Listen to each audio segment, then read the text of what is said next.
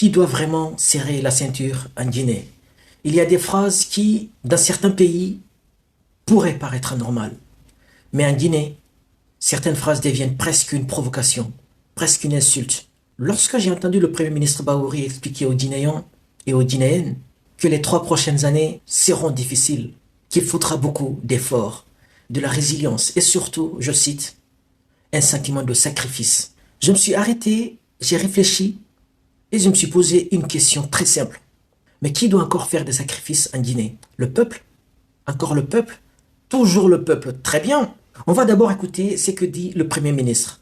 Tournant très important, c'est ces 3 années à venir. Si je dis que ce sera facile, je vous aurais menti. Il faudra beaucoup d'efforts, il faudra de la résilience, il faudra un sentiment de sacrifice pour que nous sortions de ce qui nous plombe. La facilité ne construit absolument rien du tout. Et toutes les nations qui se sont construites l'ont été parce que d'autres ont porté le sacrifice pour que par la suite les générations suivantes puissent vivre mieux. Vous le savez. Donc, la génération actuellement, nous avons des efforts à faire. Changer nos habitudes. Voilà, vous avez entendu. Maintenant, revenons ensemble sur quelque chose. Parce que moi, j'ai peut-être raté un épisode. Simandou 2040 est passé où? Oui, Simandou 2040 est passé où? Parce qu'il y a quelques mois encore, le discours n'était pas de sacrifice. Le discours était celui de l'espoir. Le discours était celui de la prospérité. Le discours, c'était une Guinée nouvelle. On nous parlait de transformation économique. On nous parlait d'emploi. On nous parlait d'un projet capable de changer le destin du pays. On nous a même parlé de besoins considérables en travailleurs dans le cadre de cette nouvelle dynamique économique. Notre ministre des Affaires étrangères expliquait devant les Européens que la Guinée avait désormais besoin de ses enfants. Renvoyez-nous nos enfants, nous avons besoin des gens. Très bien, nous avons applaudi. Ensuite, on nous annonce que la Guinée est devenue la deuxième économie francophone de l'Afrique de l'Ouest. Encore une très bonne nouvelle. On nous a annoncé une première notation souveraine de B+, par Standard et Consort. Encore une très bonne nouvelle. En 2025, la Guinée a exporté 182,8 millions de tonnes de bauxite. Oui, 182 800 000 de tonnes de bauxite. Et puis, il y a Simandou. Ce projet que l'on nous a présenté depuis des années comme le projet du siècle. La Guinée dispose d'une participation de 15% dans ce projet. Et Simandou 2040 nous a vendu comme le catalyseur qui doit transformer notre économie. Alors, excusez-moi, mais quelque chose ne va pas.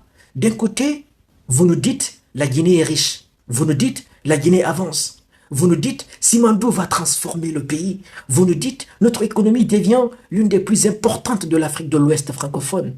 Vous nous dites les agences internationales nous donnent une notation B+.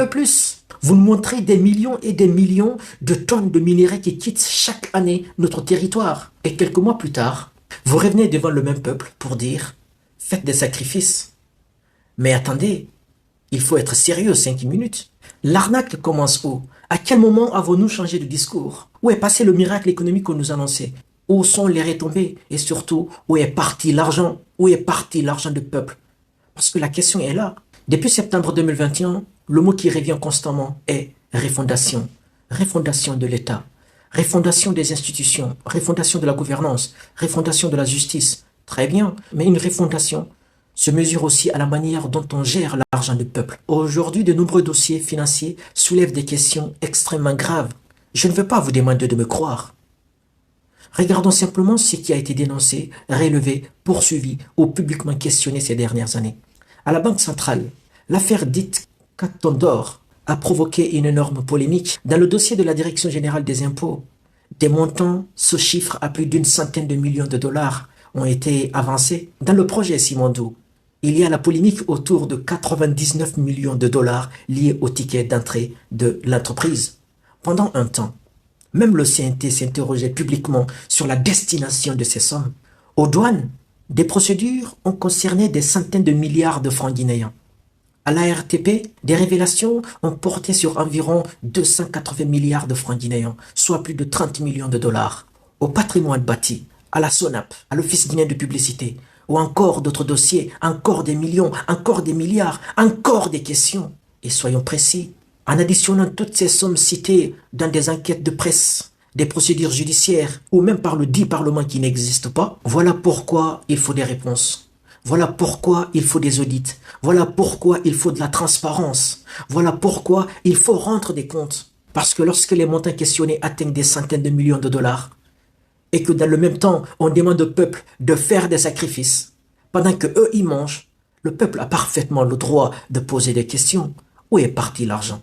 1 milliard de dollars. Oui, c'est le montant quand on fait le total, 1 milliard de dollars. Vous comprenez ce que représente ce montant, 1 milliard de dollars pour la Guinée? Même lorsqu'on parle simplement du montant cumulé faisant l'objet de controverses, de procédures et interrogations, nous parlons de sommes capables de transformer profondément notre pays, la Guinée. Imaginez, avec ce montant, combien d'écoles, combien d'universités, combien d'hôpitaux, combien de centres de santé, combien de kilomètres de routes, combien de centrales électriques, combien de réseaux d'eau potable, combien de tables de banc, combien d'emplois pourraient être créés, combien de jeunes entrepreneurs pourrait-on financer, combien de familles pourrait-on sortir de la pauvreté.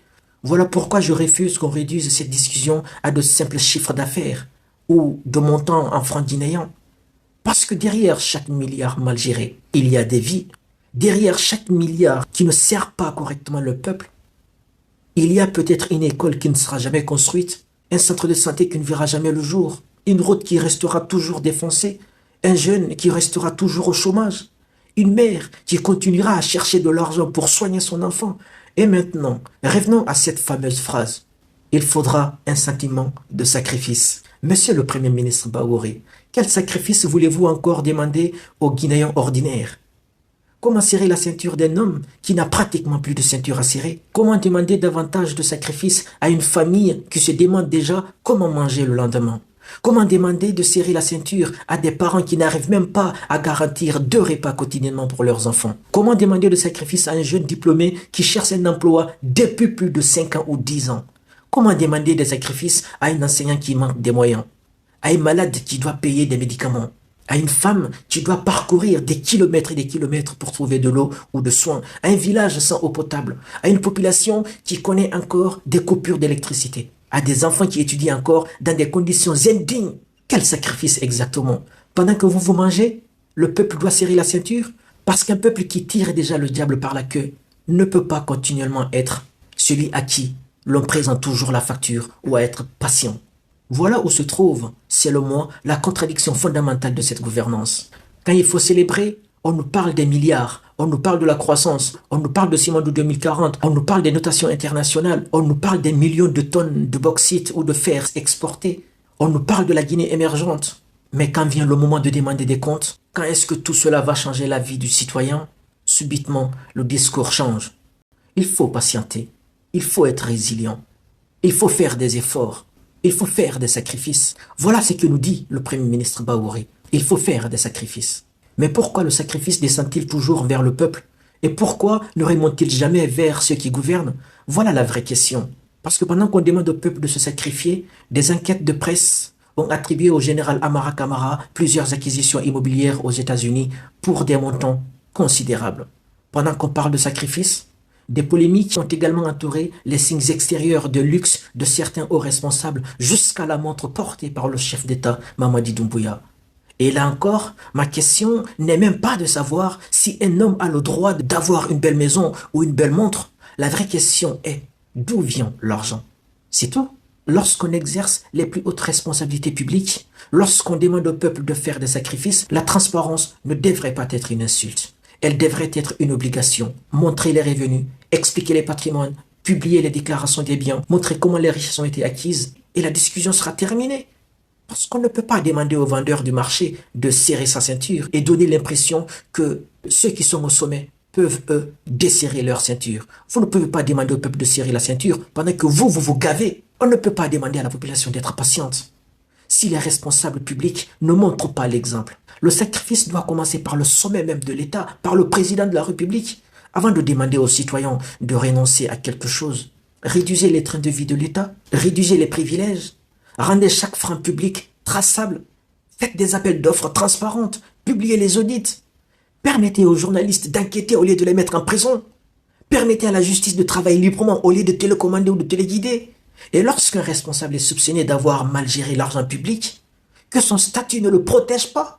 Voilà ce qu'on appelle une refondation. Parce que la refondation n'est pas un slogan, la refondation est une manière de gouverner. Peuple de Guinée, je vais vous dire quelque chose. On peut tromper une partie du peuple pendant un moment de l'histoire. On peut construire des slogans, on peut faire des grandes cérémonies, on peut multiplier les sacrifices, on peut annoncer des milliards, on peut mettre Simon de 2030, 2040, 2050, si vous voulez 2100. Mais il arrive toujours un moment où le citoyen regarde simplement son frigo, son salaire, son quartier, son école, son hôpital, sa route, son robinet, et il demande concrètement, qu'est-ce qui a changé dans ma vie? C'est là que tous les discours rencontrent la réalité. Alors oui, peuple de Guinée, il faut se dire la vérité. Simandou doit profiter au peuple. La bauxite doit profiter au peuple. L'or doit profiter au peuple. Les recettes fiscales doivent profiter au peuple. Les douaniers doivent travailler pour le peuple. La banque centrale doit travailler pour le peuple. L'État tout entier doit travailler pour le peuple. Et lorsque l'on demande des sacrifices, le premier devoir des gouvernants est de montrer qu'ils se les imposent d'abord eux-mêmes. Voilà la question que je laisse aujourd'hui à chaque Guinéen et à chaque Guinéenne. Dans un pays aussi riche que le nôtre, qui doit réellement serrer la ceinture? Le peuple qui manque déjà du tout ou ceux qui ont reçu la responsabilité de gérer tout ce que le peuple possède? Parce qu'au bout de compte, la véritable richesse d'un pays ne se mesure pas par le nombre de tonnes de bauxite qui quittent ses ports. Elle ne se mesure pas par la quantité de fer sous ses montagnes. Elle ne se mesure même pas à une notation B+, ou X+. Elle se mesure à une chose beaucoup plus simple. Est-ce que le citoyen vit mieux? Voilà la mesure exacte. Est-ce que le citoyen vit mieux? Si la réponse est non, alors nous avons encore le droit et même le devoir civique et moral de demander où est parti l'argent du peuple, où est parti l'argent de la nation, où est parti l'argent de la République, où est parti l'argent de l'avenir de nos enfants, et surtout à qui profite réellement cette richesse, à qui profite réellement Simandou 2040, à qui profite réellement les recettes que la douane récolte ou les impôts, à qui profite réellement l'argent de la banque centrale, à qui profite réellement l'argent de la bauxite, à qui?